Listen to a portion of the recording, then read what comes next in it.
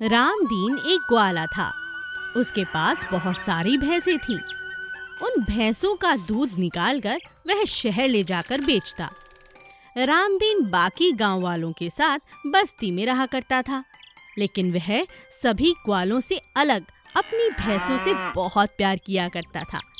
वह सिर्फ अपनी भैंसों का ही नहीं बल्कि बस्ती की सभी भैंसों का ख्याल रखता था। अरे दुखीराम, इन भैंसों को क्यों मार रहे हो? देखो रामदीन, मुझे शिक्षा मत दो। कितनी ढीठ भैंस है ये, कब से खोला है, चल ही नहीं रही चरने के लिए। अरे भाई, जरा प्यार से एक बार इसकी पीठ पर हाथ तो फेरो, देखना कैसे चल पड़ेगी। रामदीन ने जैसे ही भैंस की पीठ पर हाथ फेरा, वह वहां से उठकर घास चरने के लिए मैदान की ओर चली गई। एक दिन जब रामदीन अपनी भैंसों को लेकर पहाड़ी वाले मैदान से घास चराकर घर के लिए वापस ला रहा था, तभी उसने देखा कि नाले में से किसी भैंस के रंभाने की आवाज आ रही है। उसने भागकर देखा तो कमलू की बूढ़ी भैंस वहां गिरी पड़ी थी। वो भागकर कमलू के पास गया। अरे कमलू, तुम्हारी भैंस नाले में गिरी है, चलो चलकर उसे बचाओ, वरना वो मर जाएगी। अरे तो ठीक है ना, मरती है तो मर जाए। वैसे भी उस बूढ़ी भैंस का मैं क्या करूँगा, दूध वो तो देती नहीं है, चारा डबल खाती है। कैसे आदमी हो तुम कमलू? उस भैंस का दूध बेचकर तुमने इतना पैसा कमाया, इतनी सारी भैंसें खरीदी और अब उसे मरने के लिए छोड़ दिया। कुछ तो दया करो। हाँ हाँ, तुम्हें दया आ रही है, जाओ तुम जाकर बचा लो उसे। रामदीन गुस्से में वहां से चला जाता है और कुछ मजदूरों को लेकर उस बूढ़ी भैंस को नाले से बाहर निकालता है और अपनी भैंस के साथ अपने तबेले में रखता है और उसकी खूब सेवा करता है। कुछ ही दिनों में भैंस बिल्कुल पहले जैसी हो जाती है। एक दिन रामदीन जब तबेले में भैंसों को चारा देने गया, तभी उसे आवाज आई। रामदीन देखकर हैरान हो गया कि उस बूढ़ी भैंस के थनों से लगातार दूध निकलता जा रहा है। देखते ही देखते दूध के सभी बर्तन भरते चले गए, लेकिन दूध बहना बंद नहीं हुआ। रामदीन हैरान था। हे प्रभु, यह कैसा चमत्कार है, बूढ़ी भैंस के थनों से दूध। यह देखकर बूढ़ी भैंस बोली, रामदीन, तुमने मेरी जान बचाकर मेरी रक्षा की है। मैं एक जादुई भैंस हूँ, मेरे थनों का दूध कभी खत्म नहीं होगा। अरे भैंस जी, अब तो दूध देना बंद कर दो, सभी बर्तन भर गए, अब कल दूध देना। रामदीन के ऐसा कहते ही भैंस का दूध बंद हो गया और उस दिन से जब रामदीन बोलता तो वह जादुई भैंस जितना रामदीन को चाहिए होता उतना दूध दे देती। रामदीन अब सबसे अधिक दूध बेचने लगा और अमीर होता चला गया। जब भी कोई उससे इसका राज पूछता तो वह कहता, यह तो मेरी इस बूढ़ी जादुई भैंस का कमाल है। लालची औरत और सोने के दांत वाला हाथी। एक गांव में जानकी नाम की एक विधवा गरीब औरत अपनी दो बेटियों पूजा और निशा के साथ रहती थी और खेती करके फसल उगाकर बेचकर अपना गुजारा करती थी। उसके खेत में गन्ने काफी अच्छे और मीठे होते थे। एक साल जानकी के गन्ने की फसल काफी अच्छी हुई। फसल देखकर वो अपनी बेटियों से कहती है, इस बार की फसल बेचकर मैं तुम्हारे लिए अच्छे नए कपड़े लेकर आऊंगी। हाँ माँ, मुझे चूड़ियाँ भी चाहिए। हाँ हाँ, मैं तुम दोनों के लिए चूड़ियाँ भी लेकर आऊंगी। एक दिन जब जानकी दोपहर को खाना खाने अपने घर गई, तभी एक हाथी उसके खेत में आया। रसीले और मीठे गन्ने देखकर उस हाथी ने सोचा, अरे वाह, ये गन्ने तो बहुत ही रसीले और मीठे दिख रहे हैं, आज इन्हें खाकर ही अपनी भूख मिटाता हूँ। और हाथी ने गन्ने खाने शुरू कर दिए। तभी जानकी वहाँ आती है और वो हाथी के आगे हाथ जोड़कर बैठ जाती है और हाथी से कहती है, गजराज जी, ये क्या कर दिया? इन गन्नों से मैं अपनी गरीबी दूर करने वाली थी, लेकिन आपने इन्हें खाकर मुझे सड़क पर ला दिया है। तुम रो मत, अब तो मैं गन्ने खा चुका हूँ, मुझे तुम्हारी परेशानी के बारे में कुछ पता नहीं था, लेकिन तुम चिंता मत करो, मैं तुम्हारी परेशानी दूर करूंगा। गजराज जी, भला तुम मेरी मदद कैसे करोगे? तुम तो सारे गन्ने खा चुके हो। मेरे दोनों दांत सोने के हैं, इनमें से एक छोटा सा टुकड़ा काट कर निकाल लो और इसे बेचकर अपनी परेशानी दूर करो। हाथी ने अपने दांत का एक छोटा सा टुकड़ा जानकी को काटने दिया। जानकी उसे लेकर सुनार के पास गई और उसे बेचकर उसे काफी अच्छे पैसे मिले।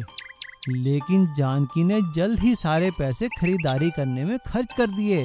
अब उसके पास कुछ भी नहीं बचा। जानकी कुछ मीठे और रसीले गन्ने लेकर हाथी के पास गई और उसने हाथी को गन्ने खिलाकर उससे कहा, मेरे सारे पैसे खत्म हो गए हैं, क्या तुम मेरी मदद कर सकते हो? हाथी को जानकी पर दया आ गई और उसने उसे फिर से एक सोने के दांत का टुकड़ा दिया। लेकिन अब जानकी के मन में लालच आ चुका था। पैसे खत्म होते ही जानकी ने सोचा, लगता है इस बार ये हाथी मेरी मदद नहीं करेगा। मैं इस बार इसके दोनों दांत ही निकाल दूंगी। जानकी गन्नों में नशीली दवा मिलाकर हाथी के पास गई और हाथी के गन्ने खाने की प्रतीक्षा करने लगी। लेकिन गन्ने खाते ही हाथी को समझ आ गया कि गन्नों में नशीली दवा मिली है और उसने गुस्से में आकर जानकी को सूंड में उठाकर दूर फेंक दिया और उससे कहा, लालची औरत, चली जाओ यहाँ से, वरना मैं तुम्हें जान से मार दूंगा। जानकी ने हाथी के काफी हाथ पैर जोड़े और उससे माफी मांगने लगी। नहीं, बिल्कुल नहीं, मैं तुम्हें माफ नहीं करूंगा। मैं यहाँ से जा रहा हूँ, तुम फिर कभी मेरे सामने मत आना।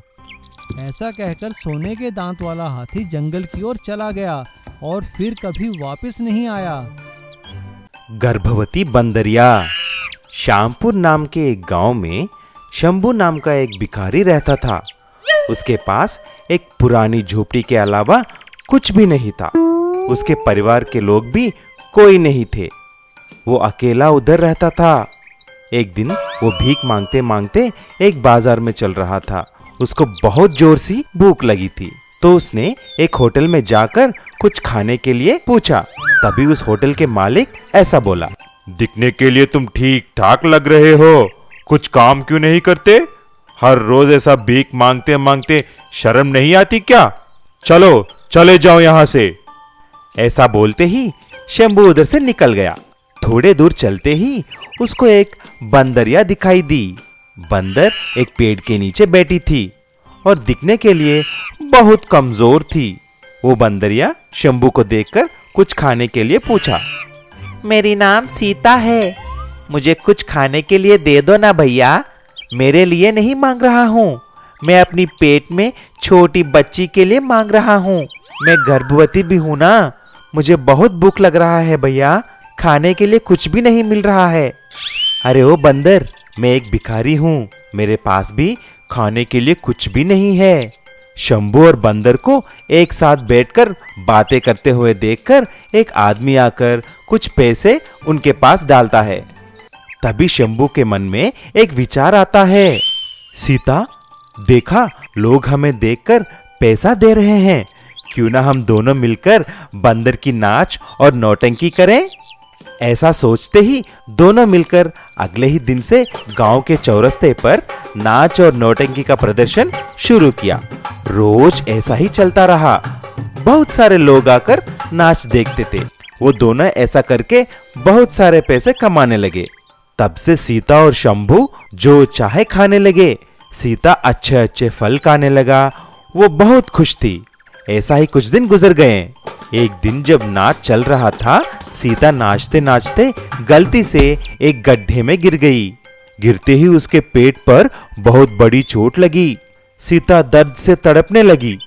अरे सीता, तुमको क्या हुआ? तुम ठीक तो हो ना? तुम घबराओ मत। अरे शंभू, लगता है मेरे पेट पर बहुत बड़ी चोट लगी है, बहुत दर्द हो रहा है।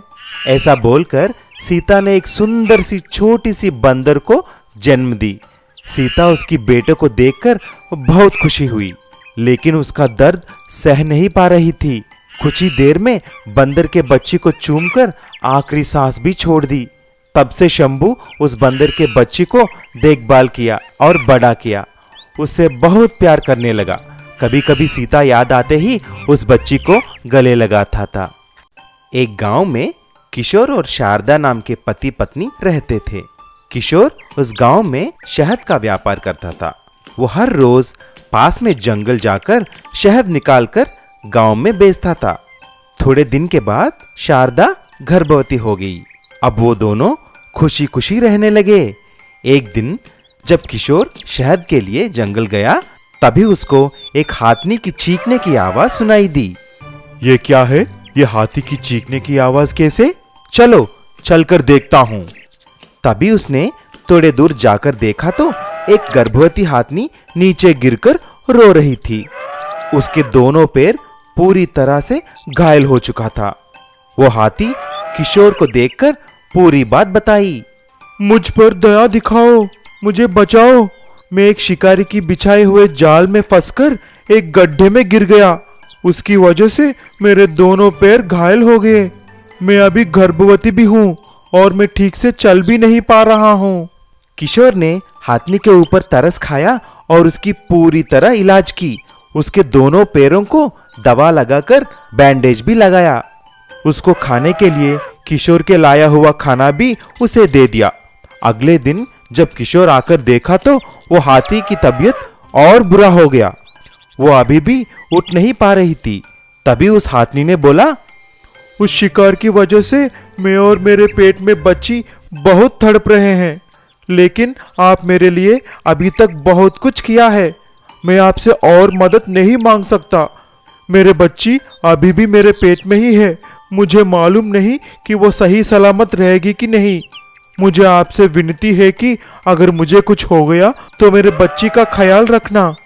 मैं तुम्हें अभी मेरे साथ लेकर जाऊंगा, तुम घबराओ मत।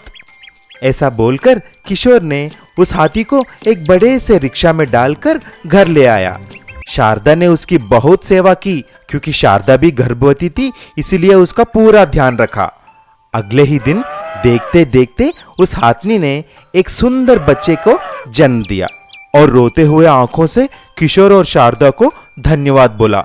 किशोर उसको वचन देता है कि उसकी बच्ची को संभाल कर देखूंगा। हाथनी ने उसकी छोटे से बच्चे को चूमते ही उसने आखिरी सांस भी छोड़ दी। तब से वो बच्ची किशोर के साथ ही रहने लगा।